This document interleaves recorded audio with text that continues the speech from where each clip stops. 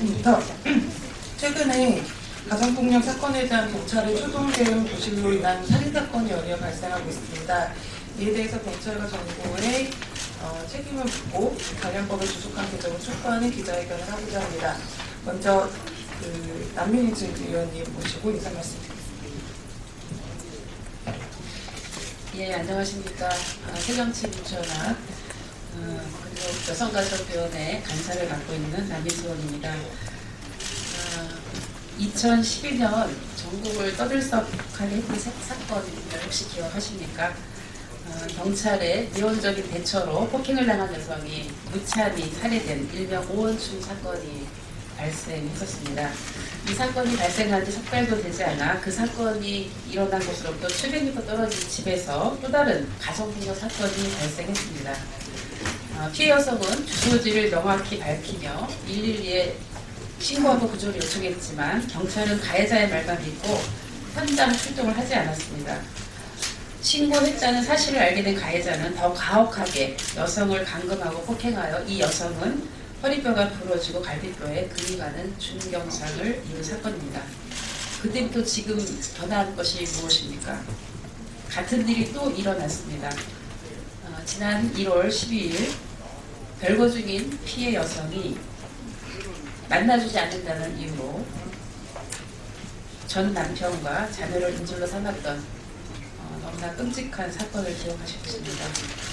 이 피해 여성은 사건이 일어나기 전에 경찰에 찾아갔습니다. 그러나 가정폭력을 그저 가정의 일이라고 미온적으로 안이하게 대처한 결과 소중한 인명을 잃는 참혹한 결과를 가져왔습니다. 막을 수 있었음에도 막지 못했습니다. 저는 2013년 가정폭력 범죄의 처벌 등에 관한 특례법 개정안을 우리 옆에 계신 서영계 의원님과 함께 발의를 했습니다.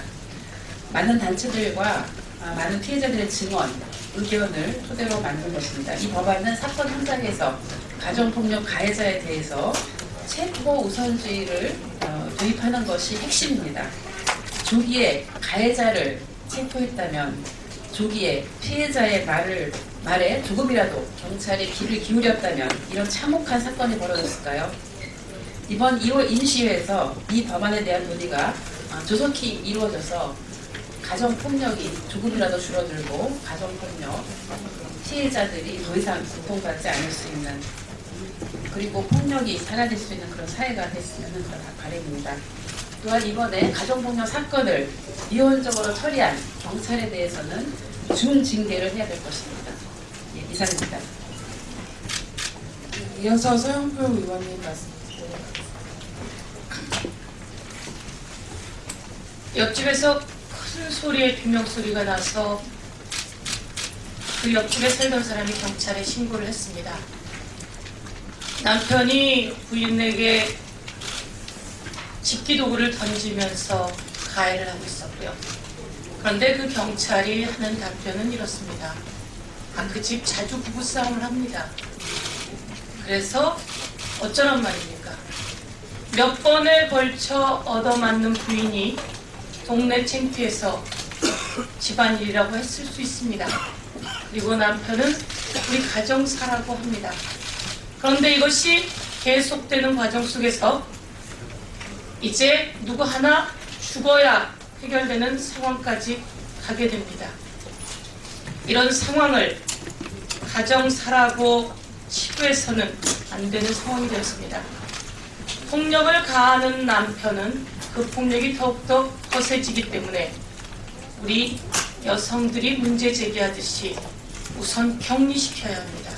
그리고 폭력을 가하고 있는 가해자를 체포해야 합니다.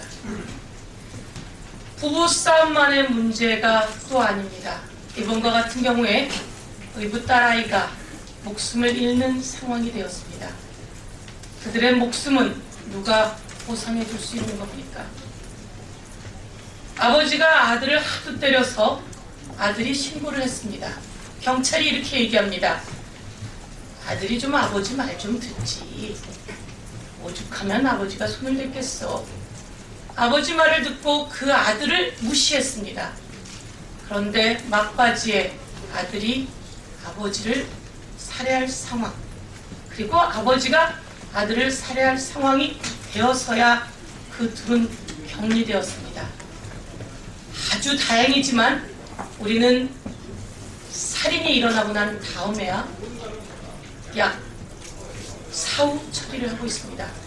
이것에 대해서 이번에는 더 다른 상황이 일어나기 전에 크게 경고하지 않을 수 없습니다. 그래서 오늘 여성단체와 국회의원들이 나섰습니다. 여러분들이 이 부분에 대해서 좀 더 함께 해주시고 저희가 국회에서 법적 조치를 만들까 합니다. 그런데 남성 국회의원 분들도 아직 이 상황을 제대로 받아들이기 어려웠던 것 같습니다. 그래서 법사위에서도 논의하고 있는데 이것이 제대로 먹히지 않습니다. 이번 상황이 법적 조치를 만들 수 있는 계기가 되길 다시 한번 촉구합니다. 이어서 한국여성의전화 고미경 상임대표님 말씀드리겠습니다. 예, 안녕하세요. 한국여성의전화 고미경 상임대표입니다. 오늘도 아침에 뉴스에서 부부싸움 중 아내가 살해당했다는 보도를 보았습니다. 이제 일상적으로 여성들이 죽어가는 현실은 이미 우리한테 무감할 지경까지 되어버렸습니다. 여성들은 3일에 1명꼴로 죽어가고 있습니다.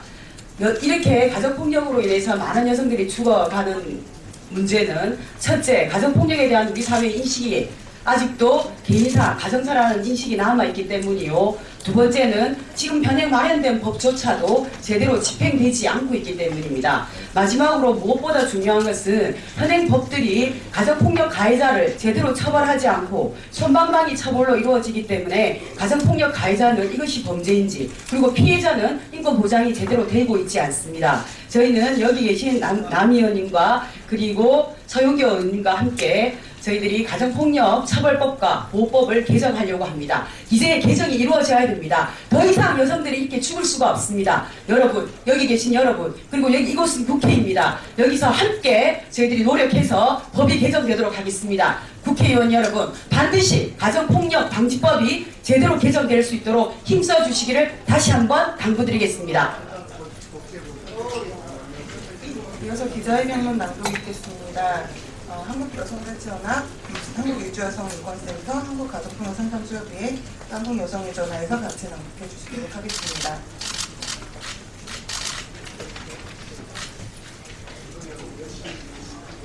잘못된 초등대응으로 인한 가정폭력 살인사건 몇 번째인가. 피해자의 구조 요청을 무시하는 경찰과 정부를 강력히 규탄하며 가정폭력 가해자 체포 우선주의의 즉각 도입을 촉구한다. 지난 1월 12일 가해자 A는 별거 중인 피해 여성이 자기를 만나주지 않는다는 이유로 피해 여성의 전 남편과 자녀들을 인질로 삼아 하루 동안 감금하다 결국 무참하게 살해했다. 사건 발생 4일 전 피해 여성은 경찰서에 찾아가 가해자 A에게서 흉기로 허벅지를 찔렸고 예전부터 폭행을 당해왔는데 남편을 구속시킬 수 있느냐며 도움을 요청했지만 민원 상담관이 긴급한 상황이 아니라고 판단하여 안일하게 처리한 바 결국 피해 여성의 전 남편과 자녀가 무고하게 목숨을 잃고 만 것이다. 본 사건의 피해 여성이 도움을 요청한 곳은 안산 상록서로 지난해 11월 남편에 의해 살해 암매장당한 피해 여성이 사망하기 전 여러 차례 신고한 곳이다.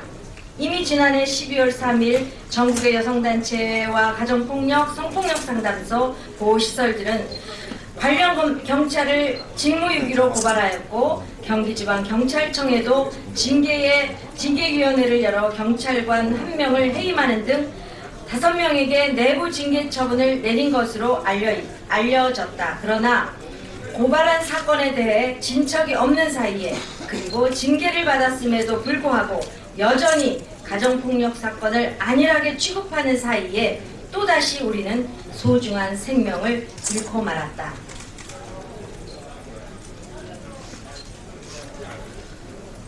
경찰은 1.3%를 기억하라. 조직의 수치와 뼈아픈 반성으로 기억하라.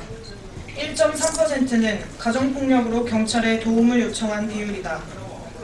100명의 피해자 중 1명만이 경찰에 도움을 요청하는 현실. 그나마 한 명에게도 제대로 된 지원을 못하고 또 안 하는 현실. 그리하여 피해자가 무참하게 살해당하게 방치하고 있는 현실을 기억하라. 이것이 현재 우리 사회가 가정폭력을 대하는 방식이다. 이런 상황에서 가정폭력을 4대 악으로 규정하고 근절을 선언하는 것이 무슨 의미가 있는가?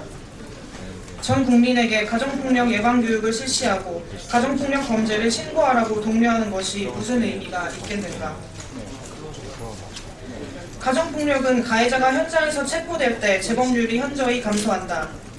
가정폭력이 집안일이 아니라는 것, 개인적으로 해결해야 할 일이 아니라는 것, 그것을 국가가 몸소 보여줄 때 가장 효과적이라는 뜻이다. 그런 의미에서 현재 가정폭력 범죄의 처벌 등에 관한 특례법은 신고를 받은 경찰관이 즉시 현장에 나가 폭력행위를 제지하고 가정폭력 가해자와 피해자를 분리하여 범죄 수사에 임하도록 하고 있는 응급조치를 넘어 출동한 경찰이 재범의 우려가 있다고 판단할 때 가해자를 격리하거나 100m 이내 접근 금지를 취하도록 하고 있는 긴급 임시조치를 넘어 체포 우선주의를 즉각 도입해야 한다. 또한 우리 사회는 가족폭력 범죄를 처벌이 아닌 교화의 대상으로 보는 것을 당장 멈춰야 한다. 그중 대표적인 상담 조건부 기소유예 제도는 폐지되어야 한다.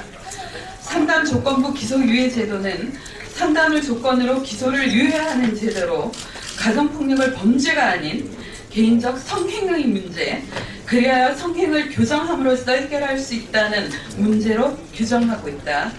상담으로 가정폭력 재범률을 낮출 수 있다는 연구 결과는 없다. 오히려 피해자들에게 상담으로 폭력을 교정할 수 있다는 섣부른 기대를 줄 뿐이며 결국 피해자들을 언제 또 폭력이 발생할지 모르는 가정에 머물게 하거나 그 가정으로 돌아가게 하는 역효과를 낳을 뿐이다.